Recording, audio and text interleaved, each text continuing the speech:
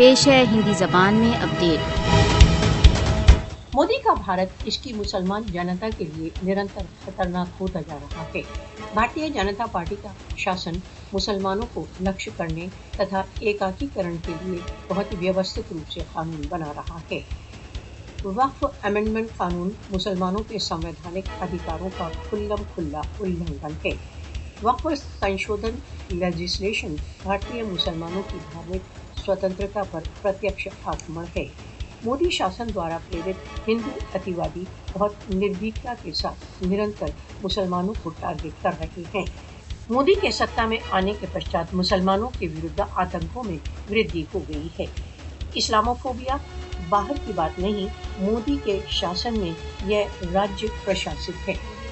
भारत में मुसलमानों को अनियंत्रित रूप से प्रतिदिन धमकियों, आतंक तथा हिंसा का सामना है। मुसलमानों के विरुद्ध पक्षपात शिक्षा, रोजगार, न्याय प्रत्येक क्षेत्र में प्रविष्ट हो चुका है। भारत में इस्लामोफोबिया एक संस्थात्मक तथा घातक शक्ति के रूप में प्रविष्ट हो चुका है। मुसलमानों के विरुद्ध घृणा अपराधों में वृद्धि सार्वभौमिक अंतरात्मा के लिए एक गंभीर चुनौती है।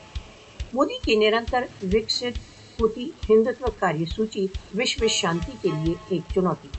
मोदी के नियंत्रण में पनपते फासिस्टवाद के दक्षिण एशिया तथा उससे भी आगे गंभीर प्रभाव होंगे।